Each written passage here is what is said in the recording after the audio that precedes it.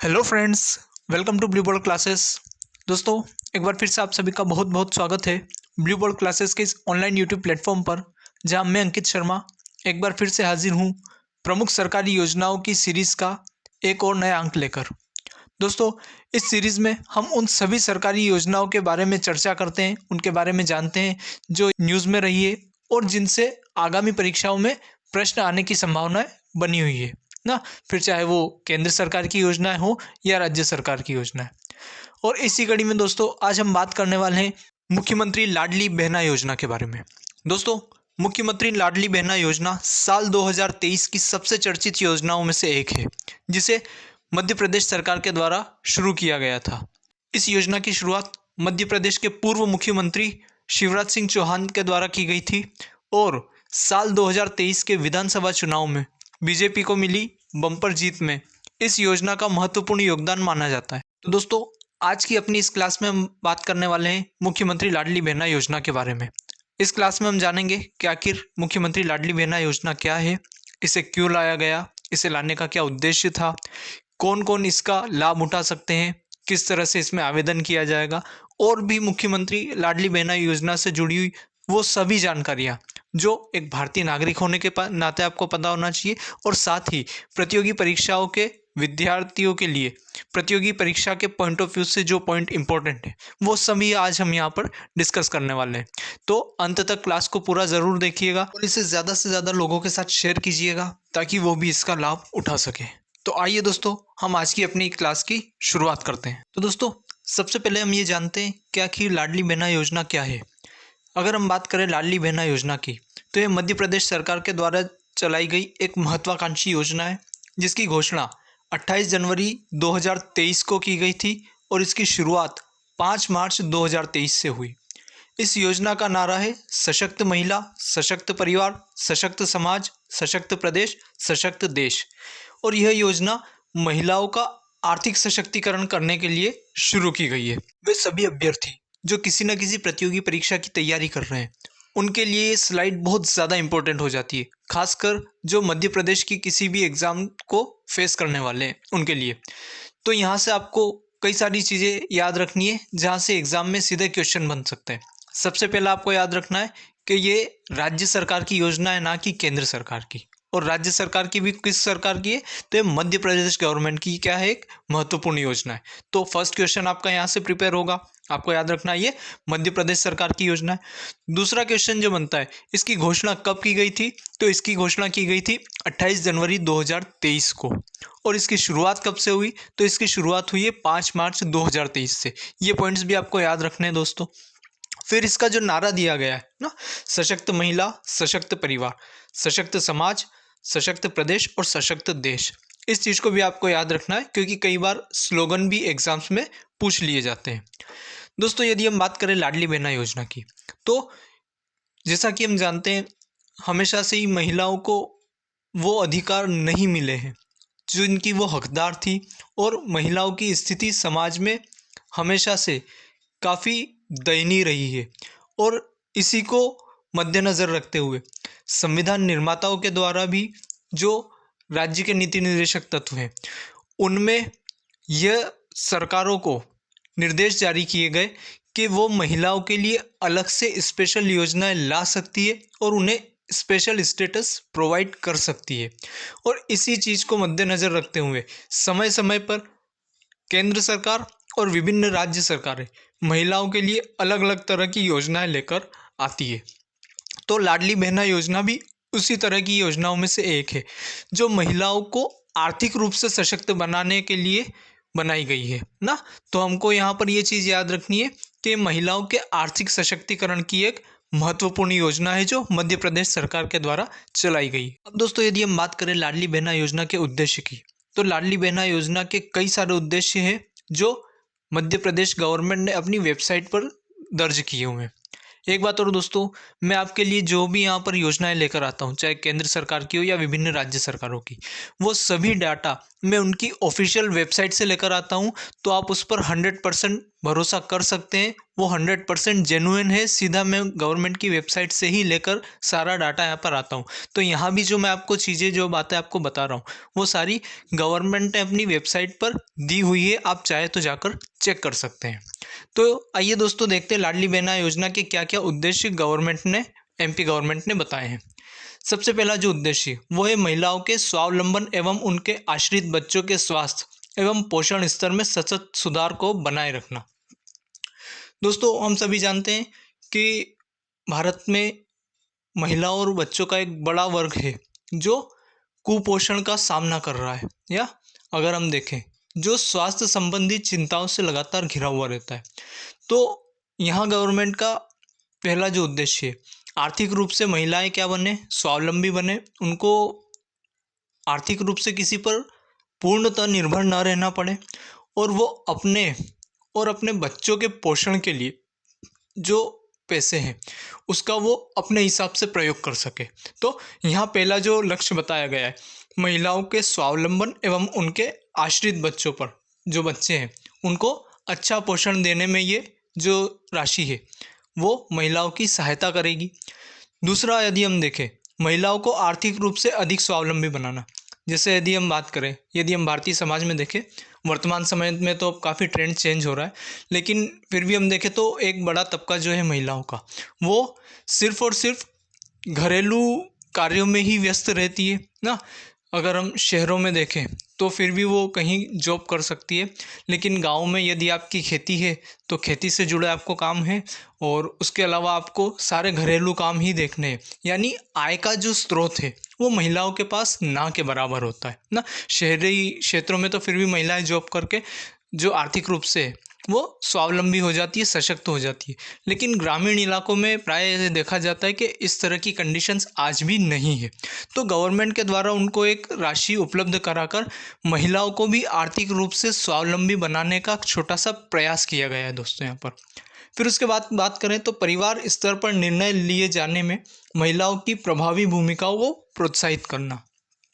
दोस्तों, हम सभी जानते हैं कि चाहे परिवार हो, चाहे देश हो, या किसी भी स्तर पर आप बात करो, जो व्यक्ति इनकम करता है, यानी जिसके पास आय के संसाधन होते हैं, जिसकी आय अच्छी होती है, उसके फैसले भी ज़्यादा प्रभावी होते हैं ना। अधिकतर जगह उनकी बातों को माना जाता है।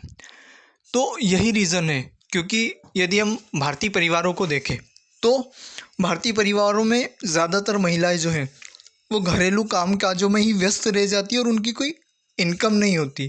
दैट इज़ द रीज़न परिवार के फैसलों में उनको इतना महत्व भी नहीं मिलता है। तो गवर्नमेंट की ये सोच है कि यदि महिलाएं आर्थिक रूप से सशक्त होंगी तो घरेलू फैसले जो हैं उनमें उनका प्रभाव भी बढ़ेगा, क्योंकि उनके द्वारा भी एक छोटी ही सही लेकिन राशि घर में क्या हो रही है, आ रही है। तो इससे उनका घर में प्रभाव बढ़ेगा, और प्रभाव बढ़ेगा तो फैसलों में भी वो अपनी भागीदारी ले पाएंगी। इसके बाद यदि हम बात करें तो जैसा मैंने आपको पहला भी कहा था, इस योजना का भी जो मुख्य उद्देश्य है वो महिलाओं का सशक्तिकरण है। और कैसा सशक्तिकरण? तो आर्थिक रूप से महिलाओं को सशक्त बनाने का प्रयास इस योजना के द्वारा, गवर्नमेंट के द्वारा किया गया है। अब दोस्तों, यदि हम बात करें लाडली बहना योजना के लाभ की, कि इस योजना के द्वारा लाभार्थी को किस तरह का लाभ प्राप्त होता है, तो दोस्तों इस योजना के अंतर्गत प्रत्येक पात्र महिला को उसकी पात्रता अवधि में 1250 रुपये प्रति माह के मान से राशि का भुगतान किया जाता है, और ये भुगतान उनके स्वयं के आधार लिंक डीबीटी इनेबल्ड बैंक खाते में किया जाता है। यहाँ पर जो महिलाएं हैं जिनको लाडली बहना योजना के अंतर्गत राशि का भुगतान किया जाएगा, तो वो राशि का भुगतान सीधे आपके बैंक अकाउंट में होगा, डायरेक्ट बेनिफिट ट्रांसफ़र के द्वारा। यानी पैसा किसी के हाथ में नहीं जाएगा, गवर्नमेंट से सीधा आपके बैंक खाते में पैसा आएगा। तो इसके लिए यहाँ पर राशि, जब योजना की शुरुआत की गई थी तो शुरुआत में यहाँ पर राशि रखी गई थी 1000 रुपये, यानी 1000 रुपये प्रत्येक माह महिलाओं को राशि का भुगतान किया जाएगा। लेकिन वर्तमान समय में भुगतान की राशि को बढ़ाकर 1000 से 1250 कर दिया गया है, और कुछ स्रोतों के अनुसार ऐसा माना जा रहा है कि आने वाले निकट भविष्य में इस राशि को और बढ़ाकर 3,000 रुपये पर माह तक किया जा सकता है। तो यदि हम यहाँ पर देखें, यहाँ पर महिलाओं को आर्थिक रूप से सशक्त करने के लिए उनके बैंक अकाउंट में सीधे 1,250 रुपये की निश्चित राशि पर महीने सरकार के द्वारा दी जा रही है। और यदि किसी परिवार की 60 वर्ष से कम आयु की महिला को सामाजिक सुरक्षा पेंशन योजना में प्रति माह राशि 1,250 से कम जितनी भी प्राप्त हो रही हो, तो उस महिला को 1,050 रुपये तक की राशि की पूर्ति की जाएगी। यानी कि मान लो अगर आप किसी और योजना के द्वारा भी लाभ ले रहे हैं, लेकिन उस लाभ की राशि 1,250 से कम है, तो जितनी कम है उतनी और बढ़ाकर आपकी जो राशि है वो क्या कर दी जाएगी, 1,250 तक कर दी जाएगी। लेकिन आपकी जो आयु है वो 60 वर्ष से क्या होनी चाहिए, कम होनी चाहिए। तो इस तरह से यहाँ इस योजना के द्वारा महिलाओं को सीधे आर्थिक रूप से सहायता प्रदान की जा रही है। अब दोस्तों यदि हम बात करें योग्यताओं या पात्रताओं की, अर्थात कौन इस योजना का लाभ उठा सकता है, तो उसके लिए सरकार के द्वारा कुछ महत्वपूर्ण दिशा निर्देश जारी किए गए हैं, जिसमें उन्होंने कुछ नियम दिए हैं कि कौन कौन इस योजना का लाभ ले सकते हैं। तो इसका लाभ लेने के लिए लाभार्थी को मध्य प्रदेश का स्थानीय निवासी होना ज़रूरी है। यानी यह जो योजना है ये क्योंकि मध्य प्रदेश शासन के द्वारा लाई गई योजना है, तो यह एक राज्य की योजना है। इसका फ़ायदा सिर्फ और सिर्फ मध्य प्रदेश के मूल निवासी या मध्य प्रदेश के स्थानीय निवासी ही उठा सकते हैं। मध्य प्रदेश के बाहर का कोई व्यक्ति इस योजना का लाभ नहीं ले सकता। दूसरा यदि हम देखें तो ये क्योंकि महिलाओं के लिए योजना है, तो महिला जो विवाहित हो, विधवा हो, तलाकशुदा हो, परित्याग महिला, किसी भी तरह की महिला हो, वो सभी इस योजना का फ़ायदा उठा सकती है। अब दोस्तों यदि हम यहाँ पर बात करें आयु सीमा की, तो सरकार की ओर से यहाँ पर आयु सीमा को लेकर भी कुछ विशेष निर्देश जारी किए गए हैं, जिसके अनुसार जो लाभार्थी इस योजना का लाभ लेना चाहते हैं वो आवेदन के कैलेंडर वर्ष में यानी 1 जनवरी की स्थिति में 21 वर्ष पूर्ण कर चुकी हो तथा 60 वर्ष की आयु से कम हो। यानी जो भी इस योजना का लाभ लेने के लिए अप्लाई करना चाह रहे हैं, तो उनकी एज 21 साल पूरी हो चुकी होना चाहिए, है ना। आपको जो जब आप फॉर्म भर रहे हो तो आपकी 21 साल जो एज है वो पूरी हो जानी चाहिए, प्लस आप 60 साल के नहीं होना चाहिए ना। यानी 21 से लेके 60 के बीच आपकी एज होनी चाहिए, ना तो आप 21 से कम होना चाहिए, ना आप 60 से ज़्यादा होना चाहिए।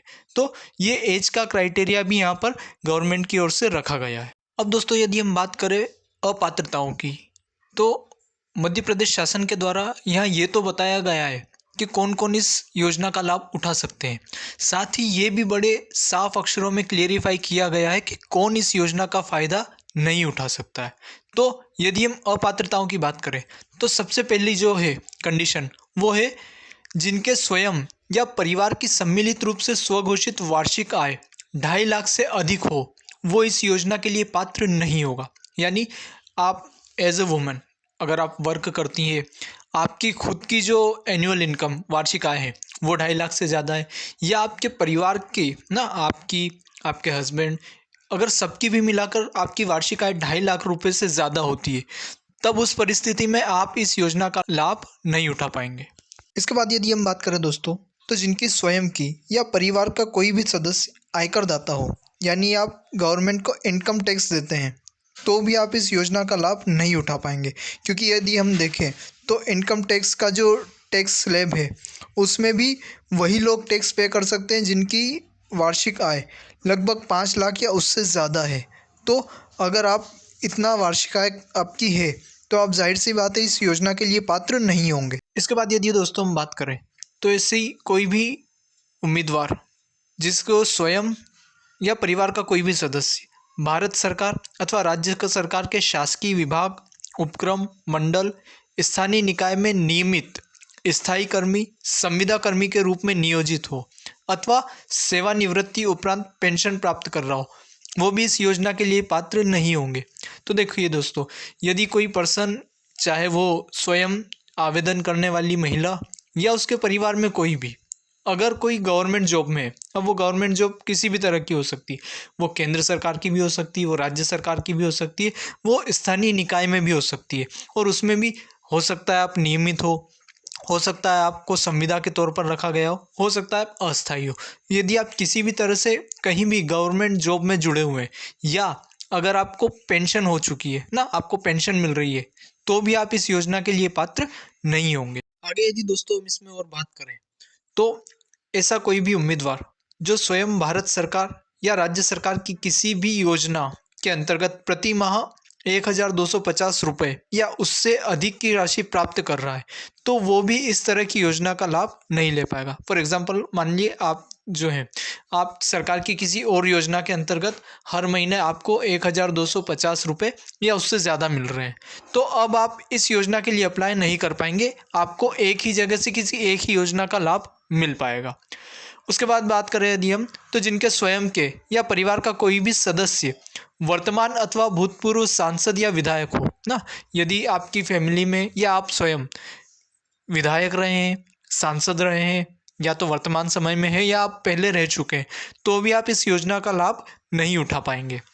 उसके बाद ऐसा कोई भी उम्मीदवार जिसके स्वयं के या परिवार का कोई भी सदस्य भारत सरकार अथवा राज्य सरकार के द्वारा चयनित मनोनीत बोर्ड, निगम, मंडल, उपक्रम के अध्यक्ष, संचालक या सदस्य रहे हों।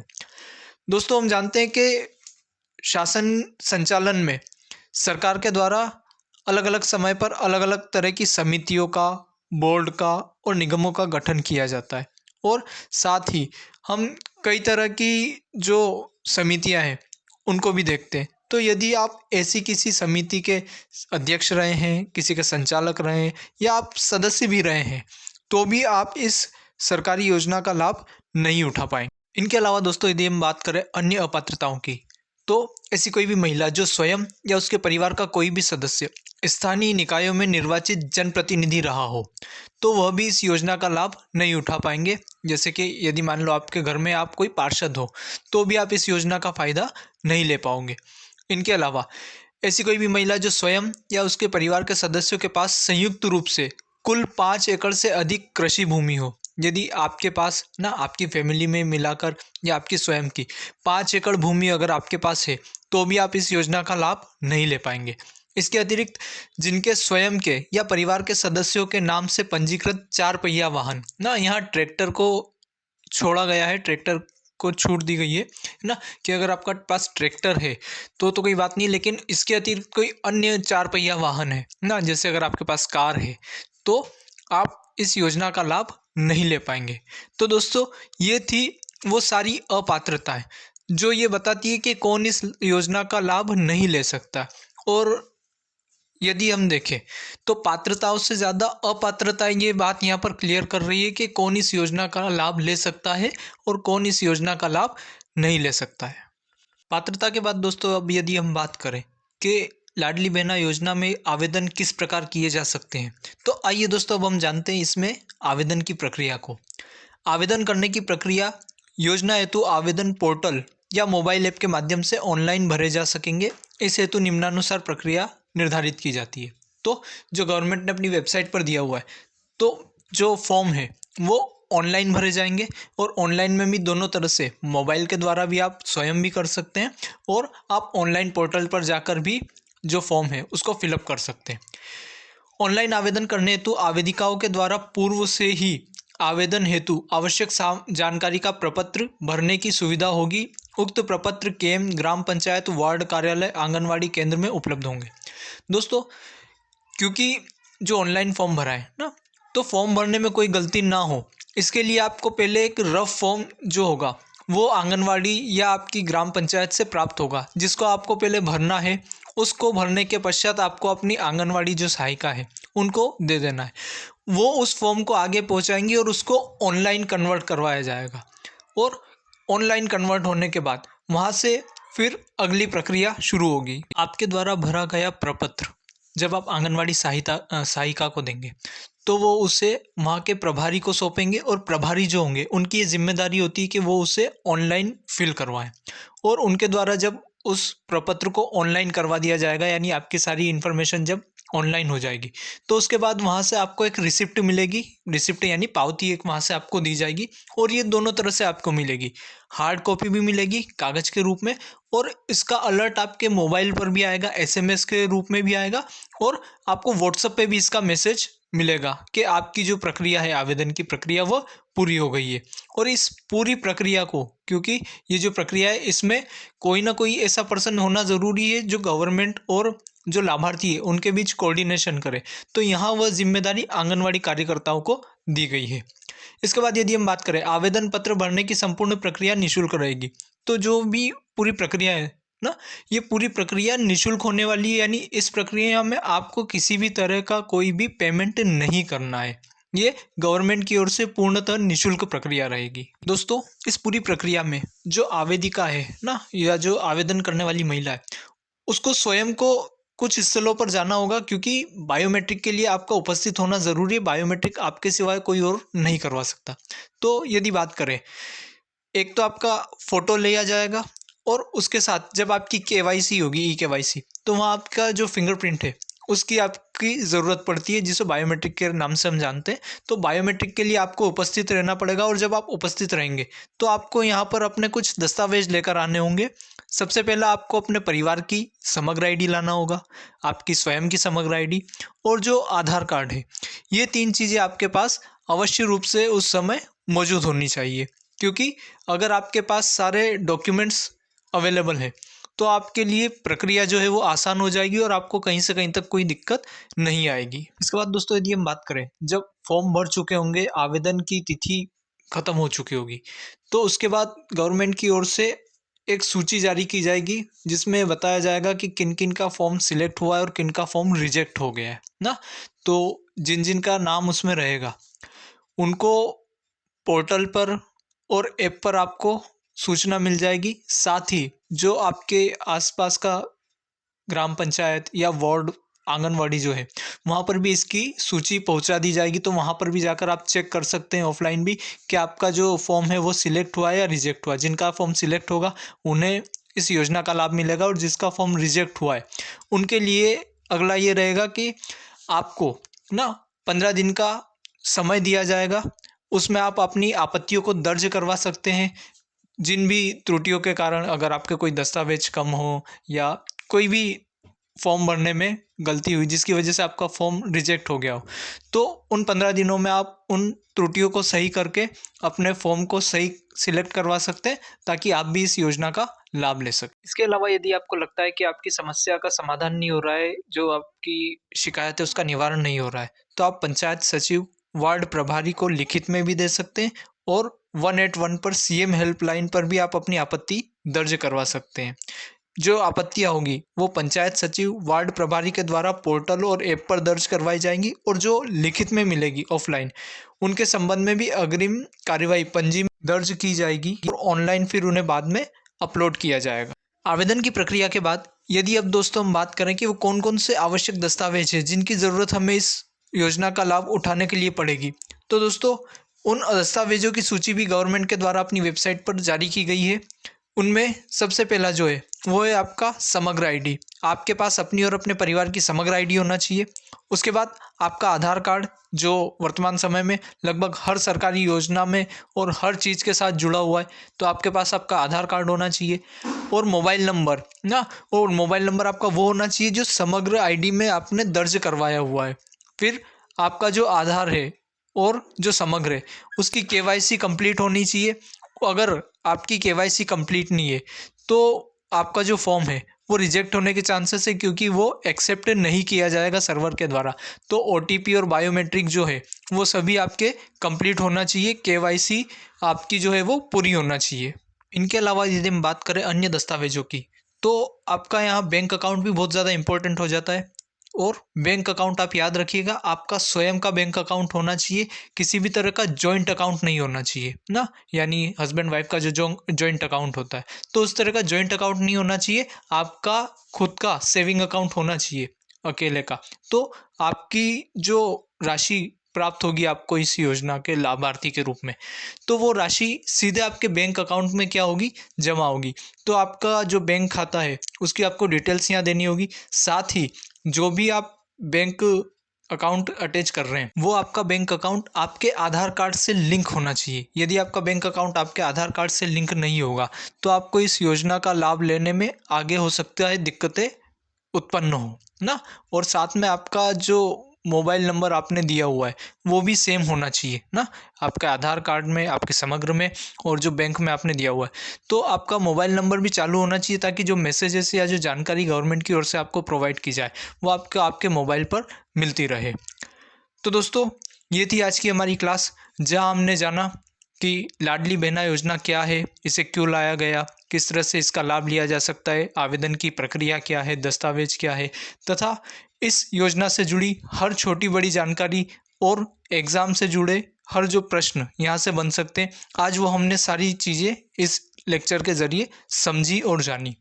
आई होप दोस्तों आपको ये क्लास पसंद आई होगी।